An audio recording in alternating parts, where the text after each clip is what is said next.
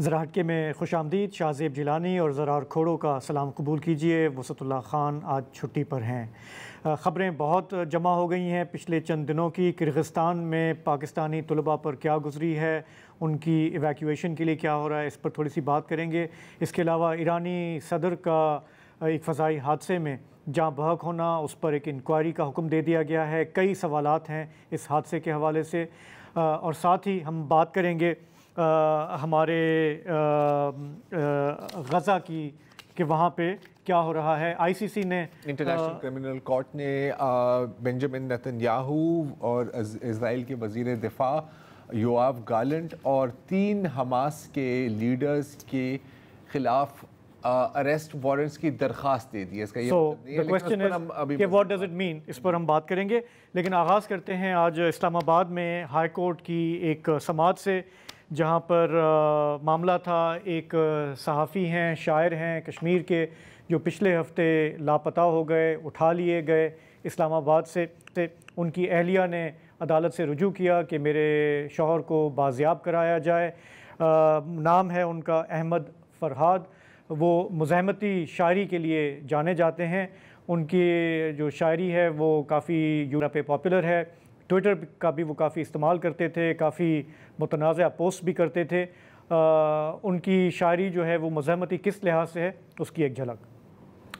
تو ہمارے ملک میں اس طرح کے واقعات پہلے بھی ہوتے رہے ہیں، خاص کر کے اسلام آباد میں بھی ہوتے ہیں۔ جس انداز میں لوگوں کو اٹھایا جاتا رہا ہے، یہ معاملہ بھی کچھ اسی طرح ہے۔ ان کی اہلیہ نے میڈیا سے جو بات کی ہے، انہوں نے کہا ہے کہ گزشتہ 2 برسوں سے انہیں ان کے شوہر کو سنگین نتائج بھگتنے کی دھمکیاں مل رہی تھیں، اور انہوں نے کہا جاتا تھا کہ آپ ہمارے جو دفاعی ادارے ہیں ان کے خلاف بولنا اور لکھنا آپ بند کر دیں۔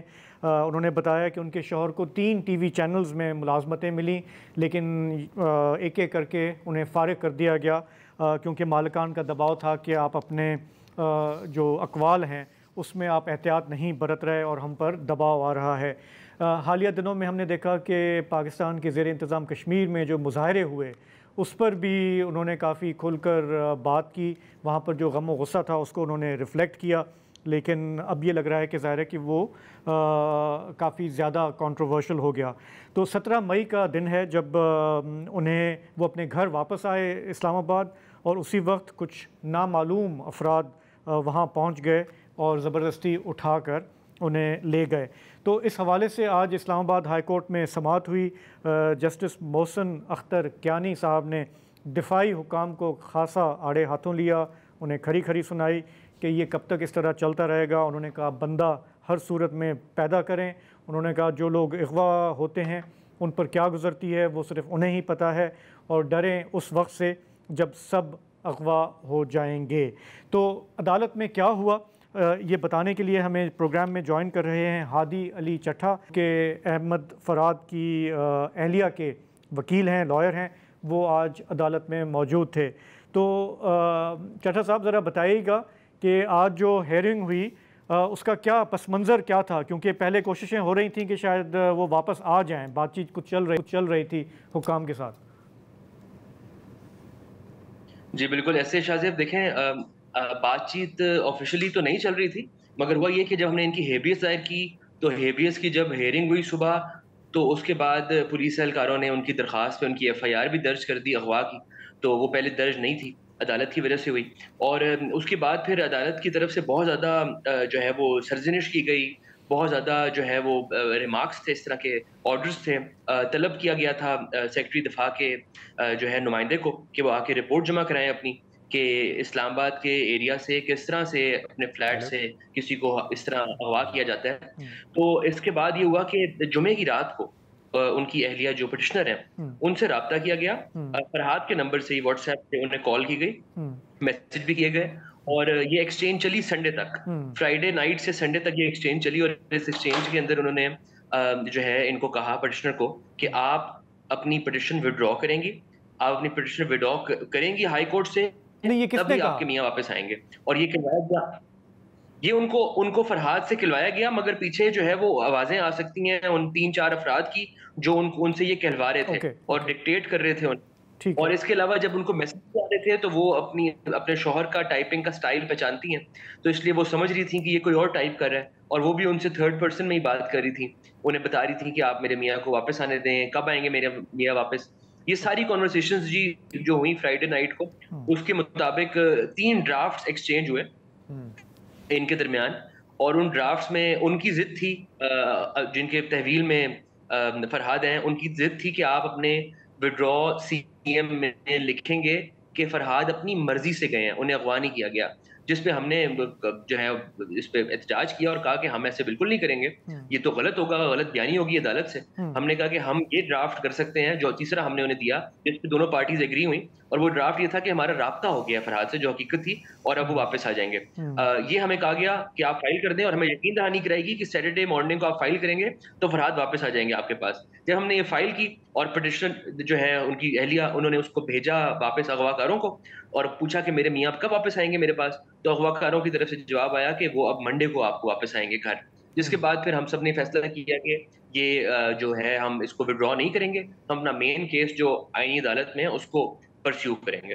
اچھا، اس کے بعد تو کوئی رابطہ نہیں ہوا؟ جیسے آپ نے کہا آج منڈے ہی ہے اور ظاہر ہے کہ وہ واپس نہیں آئے، تو آپ ہمیں بتا سکتے ہیں کہ اس کے بعد کوئی رابطہ ہوا ہے اغوا کاروں کے ساتھ؟ نہیں جی، اس کے بعد کوئی رابطہ نہیں ہے، اور اس کے بعد آج منڈے کو ہماری ہیئرنگ تھی، تو صبح جب ہم پیش ہوئے تو ہم نے پہلے جو ہے ہیئرنگ کے شروع ہوتے ہی اپنی جو وڈرال اپلیکیشن تھی سی ایم اس کو وڈرا کیا، اور اپنے مین کیس کے اندر آرگیو کرتے ہوئے آنریبل کورٹ کو جو ہے وہ اپرائز کیا آف دیز فیکٹس، کیونکہ یہ جو فیکٹس تھے اور یہ جو کنورسیشن تھی اس کی ہمارے پاس اسکرین شاٹس موجود تھیں، ہمارے پاس کال لاگز بھی موجود تھے، ہم نے وہ سارے پچھلی رات کو، سنڈے کی رات کو جو اس کیس کے آئیو ہیں ان کو بھی پرووائڈ کی، اور آج صبح ہیئرنگ شروع ہوتی جج صاحب کو بھی انتباہ کیا اس بات سے کہ یہ ہمارے ساتھ ہوا ہے، ہمیں کہا گیا کہ آپ فائل کریں تو چھوٹ جائیں گے، اور اب وہ نہیں چھوٹ رہے. اب عیاں ہو گیا، واضح ہو گیا کہ وہ کس کی کسٹڈی میں ہے، جس کے بعد پھر عدالت نے اپنی پروسیڈنگ سٹارٹ. تو اب آج کورٹ نے فائنلی پھر کیا کہا کہ کون سے حکام کو پیش ہونا ہے، کل تک کیا ہونا ہے، کیا انہوں نے مہلت دی ہے؟ دیکھیں اس میں جو ہے وہ بہت زیادہ پہلے دن سے ہی، پہلی ہیئرنگ سے ہی، ہیبیس کی جو ہیئرنگ تھی اس پہ بھی پٹیشنر نے، کاؤنسلز نے اور پولیس اہلکاروں نے بھی، میں آپ کو یہ بات بھی بتا دوں کہ ایس پی صاحب جو پیش ہوتے ہیں اور جو وہاں پہ آئی او پیش ہوتے ہیں، باقی پولیس اہلکار پیش ہوتے ہیں، ان کی طرف سے بھی جو نشاندہی ہے اور جو شواہد ہیں وہ اس طرف ہی پوائنٹ آؤٹ کرتے ہیں کہ یہ خفیہ ایجنسی آئی ایس آئی کی طرف اشارے پوائنٹ آؤٹ کرتے ہیں، جس پہ جو ہے کیونکہ وہ گاڑیاں جو وہ دکھا رہے ہیں پولیس والے، وہ ایک ڈالا ہے وداؤٹ نمبر پلیٹ، اور گاڑیاں ہیں بلیک مررز کی، اور یہ تھانے سے 6 منٹ دور کی مسافت پہ یہ ایک رہائشی فلیٹ تھا جہاں سے وہ لے کے گئے تھے. تو آج عدالت نے بہت برہمی کا اظہار کیا اور کہا کہ اگر سب چیزوں کا وہیں پہ اشارہ جا رہا ہے تو پھر میں آپ کو یہ آرڈر کروں گا کہ میں سیکرٹری دفاع اور سیکرٹری انٹیریئر دونوں کو طلب کروں گا جو ہے ٹیوزڈے کے لیے، جو کل ہماری ہیئرنگ ہے، ایک دن کا انہوں نے ٹائم دیا، اور ساتھ ہی کہا کہ آپ sector commander I S I جو ہیں ان کو ان کے پاس جائیں آئی او صاحب، اور ان کا 161 کا بیان قلم بند کر کے لائیں. یہ بیان قلم بند کرنے کا مطلب ہے کہ ان کو شامل تفتیش کیا جائے اس کیس کے اندر، ان پہ بھی ان کی طرف اب یہ جو ہے انکریمنیشن ان کی جاری ہے. اچھا، تو اب انہوں نے یہ بھی کہا شاید کہ اگر یہ لوگ پیش نہیں ہوتے تو ہم سینئر ملٹری آفیشلز کو بھی بلا سکتے ہیں، وہ نہ آئے، انہوں نے تشریفی نہ کی تو ہم کیبنٹ کو، پرائم منسٹر کو بھی بلا سکتے ہیں. اس معاملے پر پھر آج وزیر قانون اعظم نذیر تارڑ صاحب نے خاصا ریئیکٹ کیا ہے. پہلے سن لیتے ہیں کہ انہوں نے کیا کہا. میں بہت زیادہ بات نہیں کرنا چاہتا، لیکن میں یہ بات کرنا چاہوں گا کہ آج مجھے بھی تکلیف ہوئی ہے جس طرح کے ریمارکس رپورٹ ہوئے ہیں میڈیا میں. مجھے اب خبر نہیں ہے کہ جو کورٹ رپورٹرز تھے نیچرلی وہ بڑی رسپانسبلی انہیں رپورٹ کرتے ہیں کہ ایڈیشنل اٹارنی جنرل نے وہاں پہ وضاحت کے ساتھ کہا کہ جی جو وزارت دفاع سے رپورٹ آ رہی ہے انہوں نے انہیں انفارم کیا ہے کہ انہوں نے اپنے متعلقہ اداروں سے پوچھا ہے، وہ کہتے ہیں کہ وہ ہماری تحویل میں نہیں ہیں. اور ساتھ میں انہوں نے کہا کہ کیونکہ ایف آئی آر درج ہو چکی ہے، پولیس کو جس طرح کی معاونت چاہیے وفاقی حکومت کی یا پاکستان کے جس حصے میں، وہ وفاقی حکومت پرووائڈ کرے گی، اور یہ ذمہ داری ہے ہماری، یہ نہیں کہتے ہم. لیکن اس کے باوجود یہ کہنا کہ جی یہ مسئلہ اس طرح سے حل نہیں ہوگا، تفتیش سے یہ مسئلہ حل نہیں ہوگا، سیکرٹری سارے آ جائیں، وہ نہیں سیٹسفائی کریں گے تو پھر افواج پاکستان کے جو سینئر افسران ہیں وہ آ کے کھڑے ہوں. آئین اس کے بارے میں بڑی ڈیفرنٹ اس کی تشریح ہے آئین کی اور قانون میں لکھا گیا ہے، وہ نہیں آتے، وہ سیٹسفائی نہیں کریں گے تو پھر ہم وزیر اعظم کو یہاں پہ بٹھائیں گے اور پھر پوری کابینہ کو یہاں پہ بٹھائیں گے. یہ عدالتوں کے مینڈیٹ نہیں ہے. میں بڑے ادب سے عرض کروں گا. تو ظاہر ہے لا منسٹر ہیں, انہیں گورنمنٹ کا دفاع بھی کرنا ہے اور اداروں کا بھی دفاع کرنا ہے. اب یہ بتائیں کہ جس طرح یہ کہہ رہے ہیں کہ پولیس معاملے کو دیکھے اور ایف آئی آر رجسٹرڈ ہے, آپ کا تجربہ کیا بتاتا ہے؟ پولیس میں اتنا دم خم ہوتا ہے کہ ان معاملات کو آگے پرسو کرے؟ دیکھیں شاہد صاحب, پولیس کی جو ہے وہ پولیس کے پاس یقیناً تجربہ اور صلاحیت تو موجود ہے, لیکن پولیس فورس کے پر جو ہیں وہ جلتے ہیں اس طرف جاتے ہوئے. اور یہ کوئی انہونی بات نہیں ہے. یہ بالکل مسنگ پرسن کا کیس ہے, جبری گمشدگی کا کیس ہے. اس طرح کے اگر لاکھوں نہیں تو ہزاروں کیسز پاکستان میں موجود ہیں, عدالتوں میں چلتے ہیں, اور ان کے اندر کیا ہوتا ہے ہم سب دیکھتے ہیں. ہم دیکھتے ہیں کہ کہاں تک ان کی تفتیش جاتی ہے, ہمارے سامنے ہے. ایک آئینی عدالت نے شاید پہلی بار پاکستان میں اس طرح ہو رہا ہے کہ آئینی کی عدالت جہاں پہ برملا ہر شخص کا پاکستانی کا جاتا ہے اشارہ, سب کو پتہ ہے کہ یہ کون لوگ کرتے ہیں. اگر اس طرف جو ہے وہ اکاؤنٹیبلٹی کی بات ہو یا اس طرف جو ہے وہ سزا دینے کی بات ہوگی, تو مجھے بڑا دکھ ہے کہ وزیر قانون صاحب جو ہیں ان کو بڑا دکھ ہوا عدالت کے مینڈیٹ کے اوپر اور ریمارکس کے اوپر. انہیں کبھی پاکستانی بے قصور شہریوں کے غائب ہونے پہ دکھ نہیں ہوا. انہیں دکھ نہیں ہوتا کہ جب لوگ جبری طور پہ گمشدہ ہوتے ہیں وہ آئین کی بات کرتے ہیں. انہوں نے آرٹیکل 4 آرٹیکل 10 نہیں پڑھا آئین کا. بالکل ٹھیک وہ ہے, اپنی سلیکٹیو ریڈنگ کرتے ہیں آئین کی. نہیں آپ کی بات بالکل صحیح ہے. تو اب چونکہ معاملہ سب جوڈس ہے, کل بھی آپ کی ہیئرنگ ہوگی تو اس کو ہم فالو اپ کریں گے. فی الحال آپ کا بہت بہت شکریہ. ایک بریک لے لیں, واپس آتے ہیں تو ہم ذرا بات کریں گے ایرانی صدر کا جو ہیلی کاپٹر ہے اس کو جو واقعہ پیش آیا ہے, حادثہ پیش آیا ہے, تھوڑی اس کی بات کریں گے.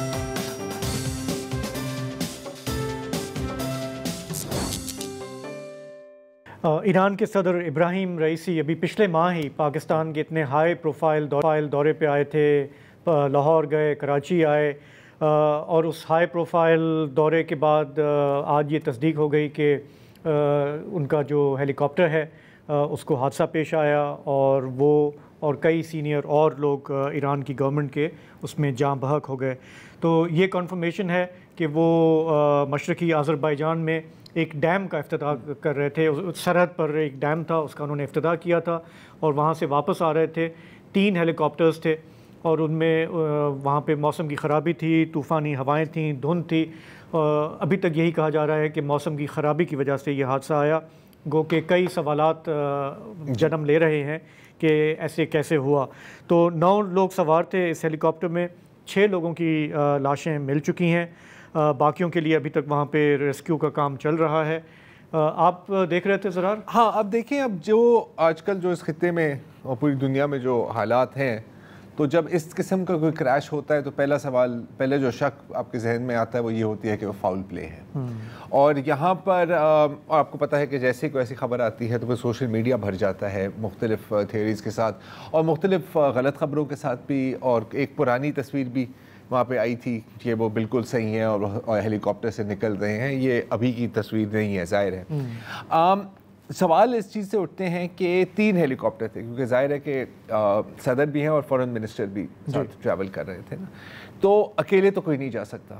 تو 3 ساتھ جا رہے تھے. اور پھر پہلے جو خبر آئی تھی وہ یہ تھی کہ جی ایک جو رئیسی صاحب کا جو ہیلی کاپٹر ہے وہ لاپتہ ہو گیا, اور باقی جو 2 ہیلی کاپٹر ہیں وہ آگے بیس تک پہنچے. تو پھر پہلا سوال یہی اٹھا کہ یار یہ کیسے ہو سکتا ہے کہ اگر ایک بیچ میں سے غائب ہو گیا تو وہ پھر ابھی جو اس کی جو تصدیق ہے یا تردید آپ کہنا چاہیں آئی ہے ایران کی طرف سے, انہوں نے کہا ہے کہ نہیں, جیسے ہی وہ مسنگ ہوا پہلے رئیسی صاحب کا ہیلی کاپٹر, تو باقی 2 ہیلی کاپٹرز اس علاقے کو چھاننے لگے. اچھا, اب تھوڑا سا یہ بھی سمجھنے کی ضرورت ہے کہ یہ علاقہ ہے کیا. جیسے آپ ویڈیوز میں بھی جو دیکھ رہے ہیں, ایک تو یہ پہاڑی علاقہ ہے, یہاں پر بہت کم آبادی ہے, اور یہاں پر جنگل مطلب فارسٹ بھی بہت ہیں. اچھا, اس وقت پر فوگ بھی بہت زیادہ تھی. آپ ویڈیوز میں بھی دیکھ سکتے ہیں کہ جب ریسکیو آپریشن چل بھی رہے ہیں آپ دیکھ سکتے ہیں کتنی دھند ہے وہاں پر. اور ہیلی کاپٹرز ہیں بھی ایک frankly speaking an unsafe way of travelling. اور یہ جو ہیلی کاپٹرز ہیں جن میں وہ سفر کر رہے تھے یہ تو بہت ہی انسیف ہے, کیونکہ یہ ہیں بیل 212 ہیلی کاپٹر جو امریکی ہیں. اچھا, اس پر بھی میں آتا ہوں ابھی. یہ تقریباً 30 سال پرانا ہے, یہ 1994 کے مینوفیکچر کا ہے, اور کیونکہ ایران پر سینکشنز ہیں تو اس کے جو پرزے ہیں وہ ان کو فراہم نہیں ملتے. انفیکٹ ان کے جو بہت سارے جو پرزے ہیں وہ ریٹائر بھی ہو گئے ہیں, تو مطلب کہ سینکشنز نہ بھی ہوں تو آپ کو شاید اس کے پرانے پرزے نہیں مل سکتے.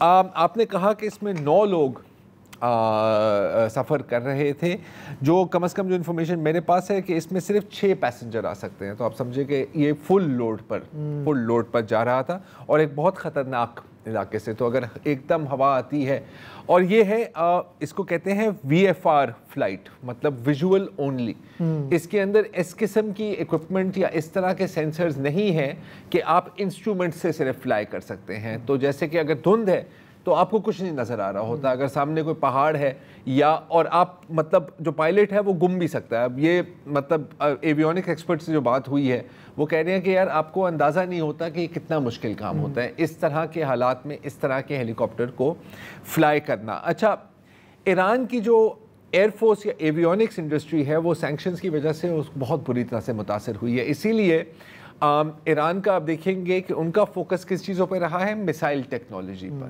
جو پھر بھی ان کو ادھر ادھر سے پرزے مل جاتے ہیں اور کچھ وہ ڈومیسٹکلی بھی کر سکتے ہیں, کیونکہ اس میں آپ کو اتنے سینسرز کی اور اس طرح کی مطلب انفرا ریڈ اور اس طرح کی ٹیکنالوجیز کی شاید ضرورت بھی نہیں پڑتی. آپ نے 20 میسائل فائر کر دی, اس میں سے 10 لگ جائیں گے. تو ڈرونز اینڈ میسائلز, اب دونوں میں اس طرح کی آپٹیکل ٹیکنالوجی نہیں ہوتی, نہ ہی آپ کو ضرورت پڑتی ہے. اس کا ایک اور ثبوت آپ کو یہ ملے گا کہ جب یہ ہوا تو اوبیسلی ایران میں بہت پینک تھا کہ کہاں ہے آخرکار اس پریزیڈنٹ. تو مدد کے لیے انہوں نے ترکی سے رابطہ کیا, اور ترکی کا آپ کو پتا ہے کہ جو بیراکٹر ڈرون ہے وہ it's an extremely high tech drone, اور اس کے سینسرز بھی بہت زیادہ پاورفل ہوتے ہیں. تو ترکی سے بیراکٹر ڈرون وہاں پر بھیجا گیا, جس نے پھر اس علاقے کی سکیننگ کی اور ان کو ایک ہیٹ سگنیچر ملا. اب وہ ظاہر ہے کہ مین ریکیج نہیں تھی, لیکن شاید اس کا ایک پرزا, تو وہاں سے ڈیٹیکٹ کیا, پھر وہاں سے, اور اب ظاہر ایرانی کہہ رہے ہیں کہ نہیں بیراکٹر سے نہیں ملا, ہمیں خود ہی ملا ہے, لیکن لگ رہا ہے کہ they used Turkey's technology to find this plane, اور وہاں پر پھر ظاہر ہے کہ پتہ لگا کہ وہاں پر کوئی بچ نہیں سکتا, جس کے بہت کم امکان تھے. کنسپریسی تھیوریز اس چیز سے بھی جنم لے رہی تھی کہ یہ آئے تھے آذربائیجان سے, اور آذربائیجان بارڈر تک گئے تھے, شاید بارڈر تک گئے تھے, جو ڈیم ہے یہ دونوں بارڈر تک گئے تھے, لیکن اس علاقے تک. اور آذربائیجان کے پاس کافی اسرائیلی ٹیکنالوجی بھی ہے, ان کے بہت قریب رابطے ہیں اسرائیل کے ساتھ. بلکہ ایک انٹرسٹنگ بات آذربائیجان کی ہے کہ جب یہ نگورنو قرباخ پر یہ ان کی لڑائی چل رہی تھی تو ہم نے سے کافی فوٹیج بھی چلائی تھی کہ میرے خیال دنیا کا واحد ملک ہے جہاں پر آپ کو ترکی, پاکستان اور اسرائیل کے جھنڈے ساتھ ملیں گے, کیونکہ ان تینوں ملکوں کے ساتھ آذربائیجان کے بہت قریبی ملٹری ریلیشنز ہیں, ترکی کے ساتھ تو بہت ہی قریبی ہیں. تو جیو پولیٹکس بھی ایک بڑی عجیب بلا ہے. تو جب وہ پتہ لگا کہ وہ وہاں سے آ رہے تھے تو لوگوں نے کہا کہ نہیں ضرور اس میں آذربائیجانوں کا ہاتھ ہوگا, لیکن مشکل لگ رہا ہے, کیونکہ اور پھر لوگوں نے یہ بھی کہا کہ یار ہو سکتا ہے کہ الیکٹرانک وارفیئر سے کسی نے اس ہیلی کاپٹر کے کنٹرول لے لیے, لیکن یہ ہے بڑا لو ٹیک ہیلی کاپٹر.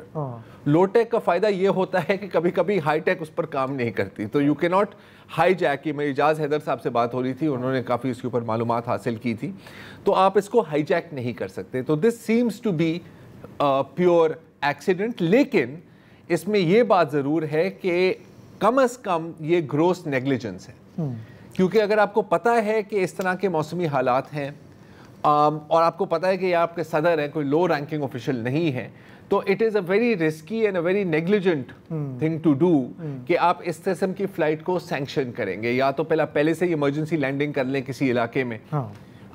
تو دیکھیں ہمارے یہاں اگست 1988 میں ایک C-130 وہ تباہ ہوا تھا, اور اس وقت بھی بہت ساری تھیوریز تھیں, ہم نے کہا ہم انکوائریاں کریں گے, لیکن آخر وقت تک کوئی چیز پتہ نہیں لگی. ابھی بھی ایران کے ملٹری چیف آف سٹاف ہیں محمد بغیری, انہوں نے کہا ہے جی ہم کریں گے, تھورو انکوائری کریں گے, لیکن میرے جو ہم شکل ہے وہ والے اب شاید کافی سارے لوگ کہتے ہیں ہاں وہ آپ کے ہم شکل ہیں, تو انہوں نے کہا ہے کہ ہم انکوائری کریں گے, I doubt कि anything will come out of it. लेकिन साथ ही इजरायली ऑफिशियल्स ने अननेम्ड इजरायली ऑफिशियल्स ने सरकारी तौर पर उन्होंने, मैंने नहीं देखा बयान, उन्होंने कहा जी हमारा इससे कोई ताल्लुक नहीं, हमारा इसमें कोई इंटरेस्ट भी नहीं था।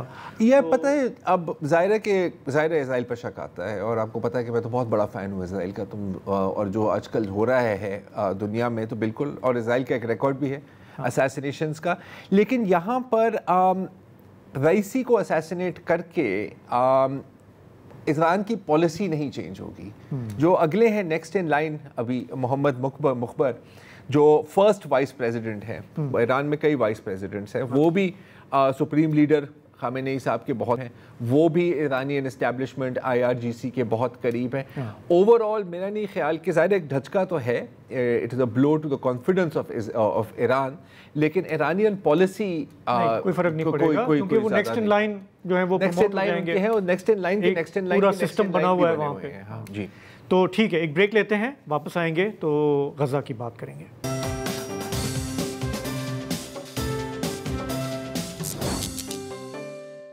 Welcome back. और बैनुल-अक़वामी सतह पर आज की जो सबसे बड़ी खबर है वो ये है कि इंटरनेशनल क्रिमिनल कोर्ट, बैनुल-अक़वामी जराइम की जो अदालत है, उसके चीफ प्रोसिक्यूटर करीम खान साहब ने आज ऐलान किया है कि इजरायली वज़ीर आज़म बेंजामिन नेतन्याहू, इजरायली वज़ीर दिफा योआव गलांट और 3 हमास के लीडर्स के ख़िलाफ़ गिरफ्तारी के वारंट्स की दरख्वास्त दे दी गई है।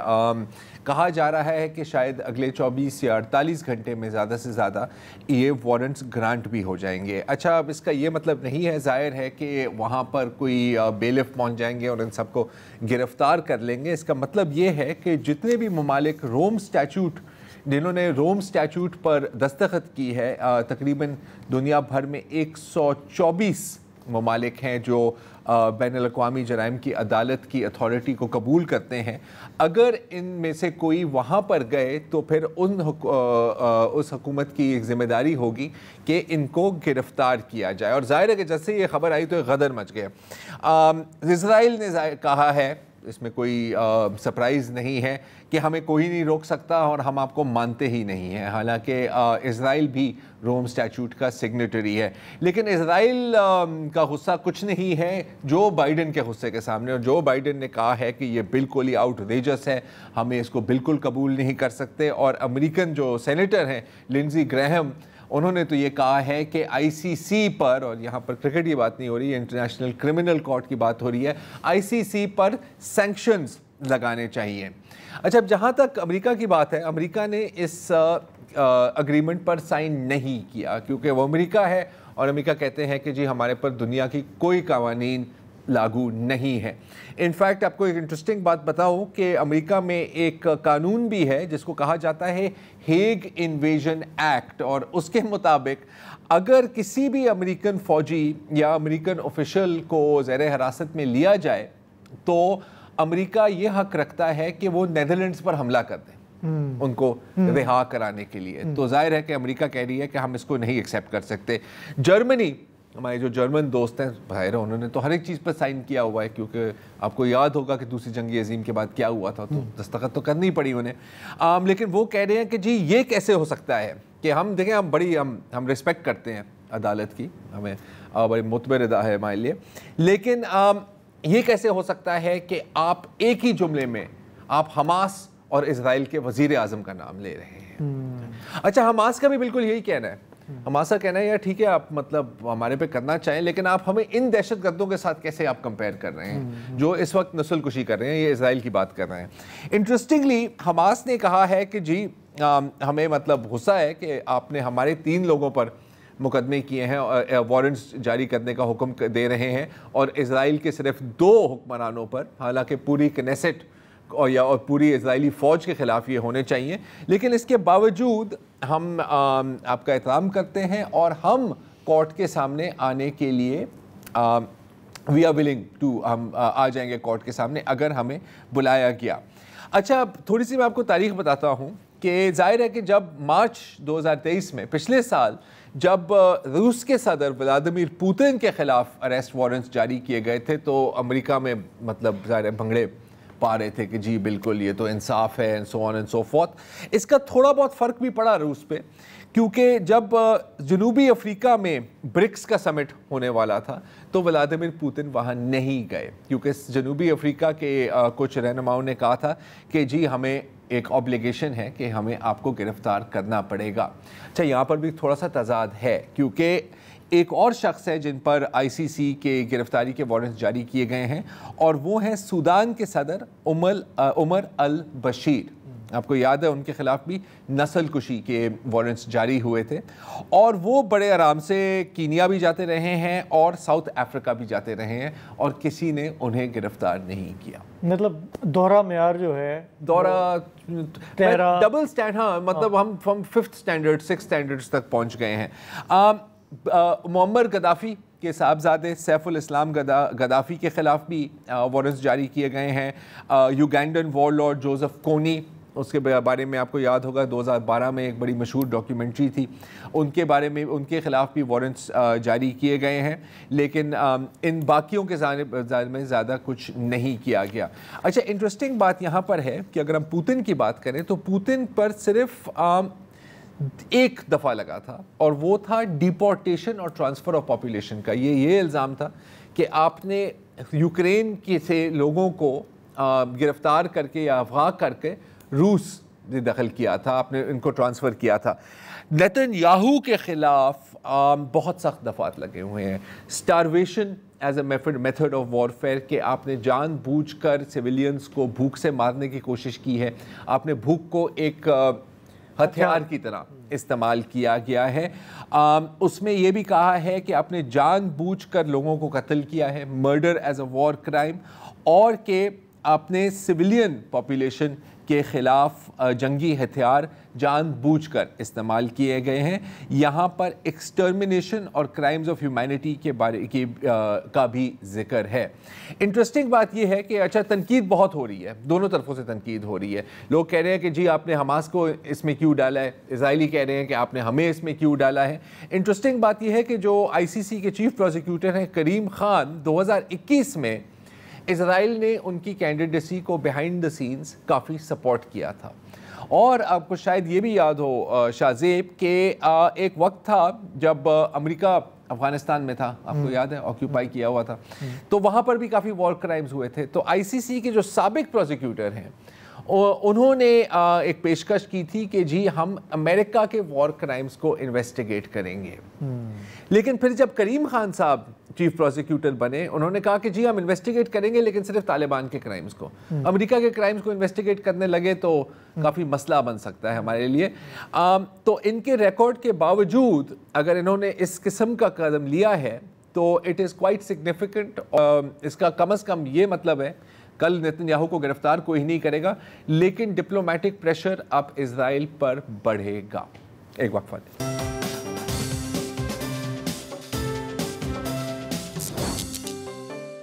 جی تو اس قسم کے مناظر ہم اپنے ٹی وی چینلوں پہ پچھلے سال سے دیکھتے رہے ہیں.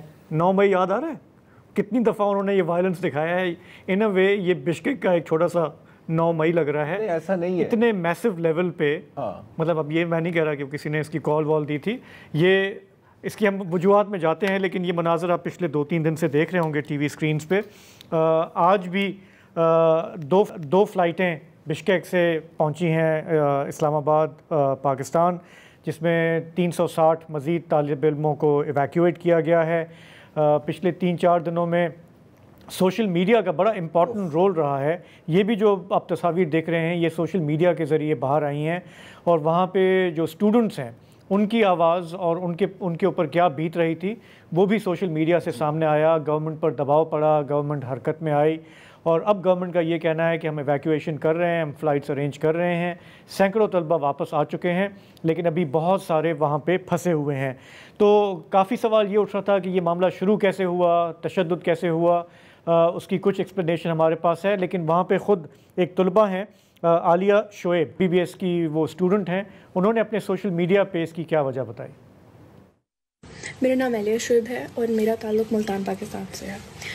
میں ایک انٹرنیشنل میڈیکل اسٹوڈنٹ ہوں اور میں بشکیک کرگستان میں اسٹڈی کر رہی ہوں MBBS کی. यहाँ पे मैंने एक वेल नोन यूनिवर्सिटी में एडमिशन लिया है जिसका आपको पता होगा, जिसके बाहर कल रात को बहुत तमाशा किया यहाँ के लोकल लोगों ने, और उसकी वजह काफ़ी लोग मुझसे पूछ रहे हैं तो मैं उनको बता देती हूँ कि इजिप्शियंस और अरब की कुछ लड़ाई हुई थी यहाँ के लोगों के साथ, लोकल्स के साथ, और एज ए रिज़ल्ट एक लोकल जो है वो ज़ख्मी हुआ था, मरा नहीं था। उसके बाद वो वीडियो वायरल हुई और मैं वो भी शेयर कर दूँगी। इन लोगों को गुस्सा आ गया कि जो इंटरनेशनल लोग हैं, फॉरेनर्स हैं, उन्होंने आके हम पे अटैक किया है। सो एज ए रिज़ल्ट ये लोग, जितने हम इंटरनेशनल स्टूडेंट्स हैं, इंटरनेशनल जो भी है यहाँ पे काम करने वाले हैं, पाकिस्तानी, इंडियंस, बांग्लादेशी, नेपाली, जो भी है, वो इन सबको, अरब हैं चाहे, उन सबको ढूंढ रहे हैं, उन सबको मार रहे हैं और उनको तंग कर रहे हैं। कल रात को इन्होंने हमारे हॉस्टल का गेट तोड़ा है, इन्होंने हमारी यूनिवर्सिटी का मेन गेट तोड़ा है, ये लोग अंदर एंटर हुए हैं, हमारे कमरों में तोड़ फोड़ की है, सब तोड़ दिया है इन लोगों ने। लड़कों के साथ बदतमीज़ी की है, लड़कियों के साथ बदतमीज़ी की है। अच्छा ज़रा, मेरी वहाँ बात हुई आज बिश्केक में कुछ स्टूडेंट से, एक स्टूडेंट से मेरी बात हुई, आबिद रहमान, वो भी वहाँ पे MBBS पढ़ रहे हैं, 4 साल से वहाँ पर है, उनका ताल्लुक़ खैरपुर मीरा सिंध से है। उन्होंने कहा यहाँ पे बलूचिस्तान से भी लोग हैं और उनका ये कहना था कि पिछले 3-4 दिनों में हम सब कोशिश कर रहे हैं निकलने की, लेकिन वहाँ पे एक सिस्टम है कॉन्ट्रैक्टर्स का जो इनको वहाँ लाते हैं, मैनेज करते हैं। और उन्होंने कहा कि ये जो कॉन्ट्रैक्टर्स हैं, बेशतर का ताल्लुक़ शायद हमारे नॉर्दर्न इलाकों से है, पंजाब से है, KP से, और उन्होंने कहा कि उसमें शायद वो प्रायोरिटी कर रहे हैं उन लोगों की जिनको वो जानते हैं या जो उनके गांव देहातों से हैं।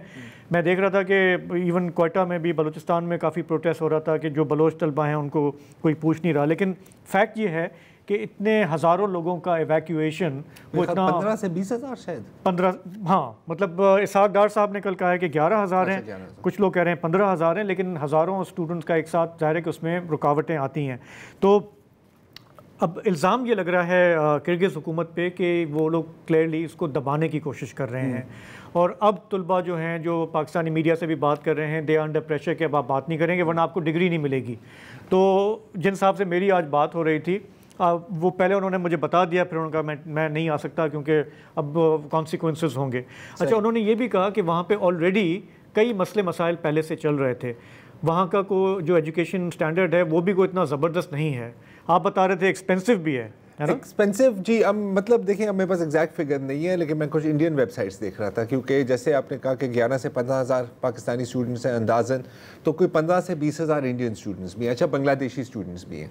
किर्गिज़ हुकूमत शायद इसको इसलिए दबाना चाह रही है क्योंकि ये इनके लिए एक ज़रिया आमदनी है, और बहुत एम्बेरसमेंट भी है। एम्बेरसमेंट। इसहाक डार ने कहा कि मैं संडे को जाना चाह रहा था ख़ुद, लेकिन मुझे कहा वहाँ के फॉरेन मिनिस्टर ने कि आप ना आएँ, आप हाई प्रोफाइल हैं, पूरी दुनिया की तवज्जो होगी, हमारी बेइज्जती होगी, आप वहीं बैठे हैं, हम पूरी कोशिश कर रहे हैं कि हम आपके स्टूडेंट्स को वहाँ से निकालें। अच्छा, एक चीज़ मैं बस कहना चाह रहा हूँ, वक्त कम है कि बहुत इसके बारे में फेक न्यूज़ भी फैली गई है। कुछ लोग कह रहे थे कि जी को दर्जन पाकिस्तानी स्टूडेंट्स जाम बहक हुए हैं, लड़कियों का रेप हुआ है, इस तरह की कोई खबरें नहीं हैं। ये यहाँ पे भी गवर्नमेंट ने डिनाई किया है, वहाँ पे भी गवर्नमेंट ने डिनाई किया है, लेकिन बहरहाल जो लोग फंसे हुए हैं उन्हें बहिफाजत लाना गवर्नमेंट की जिम्मेदारी है, उन्हें देखना चाहिए।